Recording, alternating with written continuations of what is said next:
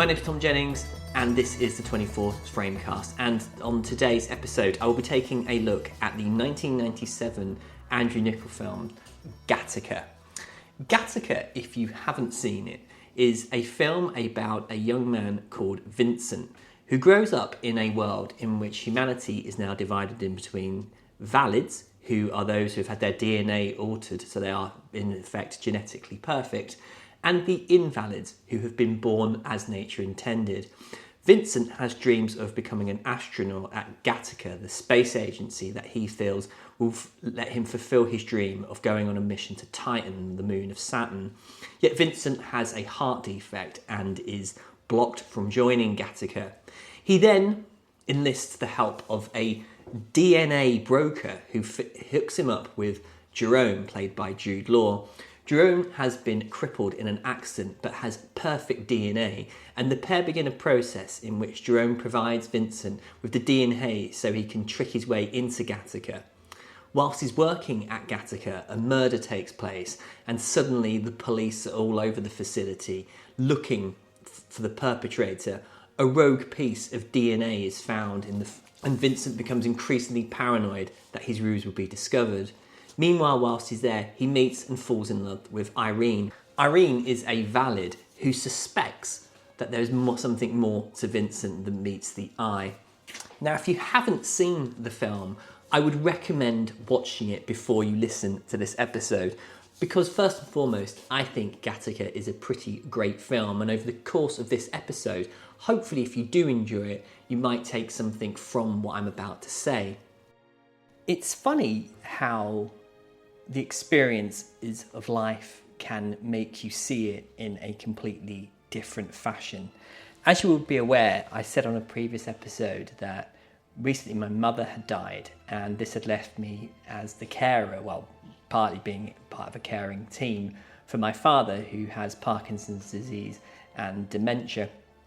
And you see how cruel nature can be on those so undeserving. And this has really happened at a time when there's been so many things going on through friends and through acquaintances of friends that you realise that nature in all its wonder can also be incredibly harsh. My old handyman, a guy called Nick, a year and a half ago, his wife died, and he himself had been struggling with cancer, and I hadn't seen him for a number of months, and I bumped into him recently, and he'd had to have major surgery that resulted in essentially him being rendered impotent for life. And then a friend of mine from work, husband, was out running, and at the age of 46 suffered a horrific heart attack, which will mean that he is going to be essentially on medication and will not be able to do any strenuous activity for life. And all this coincided with a viewing of Gattaca, and at the end of the film I asked myself a question, which was, what if we could stop all the situations that I described in the introduction of this episode? Now, Gattaca came along and went with largely mediocre reviews and to an extent box office apathy. Yet it has been a staple of my film watching life since its release in 1997. It was one of the first DVDs I ever bought, then on Blu-ray and now on UHD, and its reputation has only grown. I often recommend it to people, and I'm pleased to report that more often than not I play a small part in adding to the film's fan base. And I think it's a testimony to Gattaca's intelligence that it continues to find new audiences, and in my case provide a great deal of debate as to what I actually think about the film. It was made when there was a real panic over genetic engineering. We had the cloning of Dolly the sheep, and you kept hearing a phrase called designer babies, and it seemed to come and go really in the zeitgeist. Let us for a moment imagine you are a parent and you are given the option of stopping any one of the outcomes that I described. What would be your reason for not proceeding?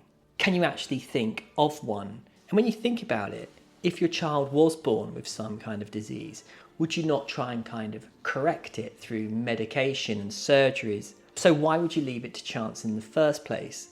And also consider this, the cost, the trauma, the waste. Surely what happens in Gattaca is simply the logical conclusion of trying to end human suffering. Clearly, this would create a generational issue in which the population would still need to attend to the medical needs of those who had not been genetically altered. And it is worth pointing out, Gattaca does not show a world in which non-altered people are cast off. I don't believe it is totalitarian in that respect. And we all know the dark nature of eugenics and where that has led to. Yet I don't think there is a racial element in Gattaca. Indeed, the society in which it depicts seems to be completely multicultural. And I don't think that is some kind of box ticking by the filmmakers. I think it's a very deliberate attempt to move us away from having those kind of debates. And we certainly don't see any kind of dear leader style iconography or fascistic imagery. It has a style for sure, a retro chic that echoes the 1930s, Art Deco sensibilities that may well hint at a direction of political travel, or it simply suggests at the uniformity of this world, a staleness that has been introduced by its quest for a perfection that is in lieu of individual expression. And possibly herein lies one of the film's most understated concepts.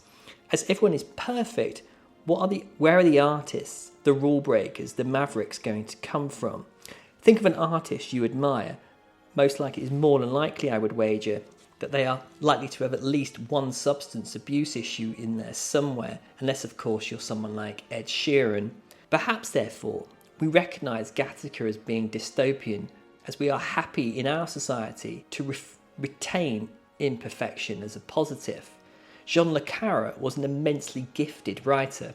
He was also a serial cheater and womanizer on his wife, and used his experiences to infuse his writings. If somehow his impulsive behaviour in him could be corrected, so to speak, we would not have got masterpieces like The Little Drummer Girl or Tinker Tailor Soldier Spy. How long, therefore, would we find a society becoming increasingly detached from its own humanity? Would it relate to the works of Van Gogh as a sign of the weakness of previous generations, seeing the abstractions of his work as being signs of mental deficiency which were now cured? I do think the film offers hope in this regard. I believe at its core is an advocate of the human spirit. In one scene, we see what appears to be some kind of medical facility in which people could DNA sequence prospective partners. Irene runs a search on Vincent, mistakenly, of course, receiving Jerome's sequence back. The person running the test is impressed by the match, yet Irene seems somewhat unconvinced. Is it doubt? Is he too good for her? Or is it she doesn't really care at all, that much anyway? She really likes him, Vincent, unknowingly of course. And spoiler alert, even when she's made aware of the truth, both her and Vincent simply agree to carry on regardless. And Vincent and Irene is not the film's only outright defiance against this new order. Vincent is rumbled by a random urine test before the flight takes off, only to be given reprieve by the doctors of Gattaca. He knew all along it was a ruse and lets Vincent on anyway. His son, like Vincent, had a defect, yet he was a fan of Vincent and took hope that he could one day emulate him. It's a scene that also suggests that there isn't a kind of blatant acceptance of the society of Gattaca, and it perhaps even hints that a course correction could take place. For the record, I think it's perfectly fine not to allow someone with a serious heart condition not to go into space. Vincent is clearly talented, but to nitpick too much would be a tad petty, and I suppose a good example of applying too much logic to the world of film.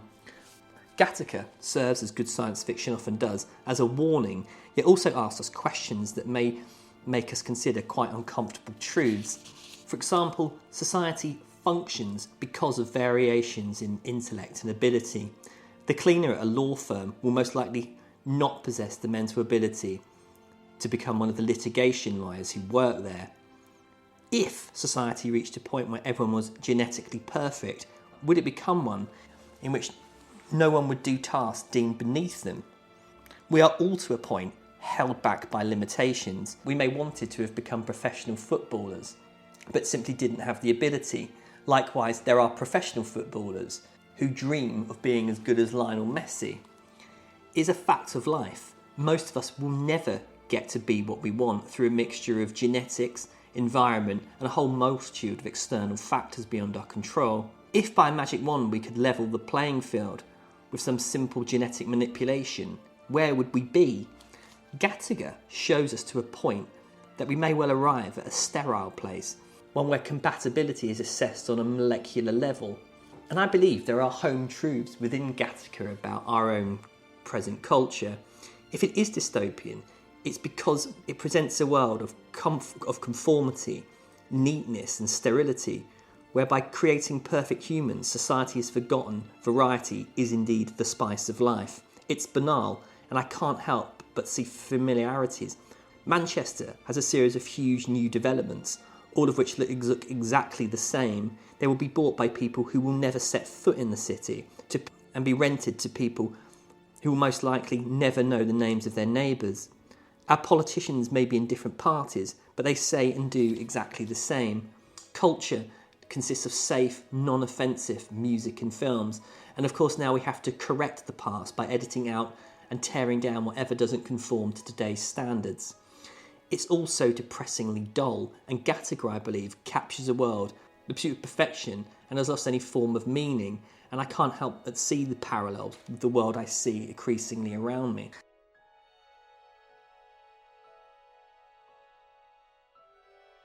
There is another reason to watch Gattaca too that I must discuss.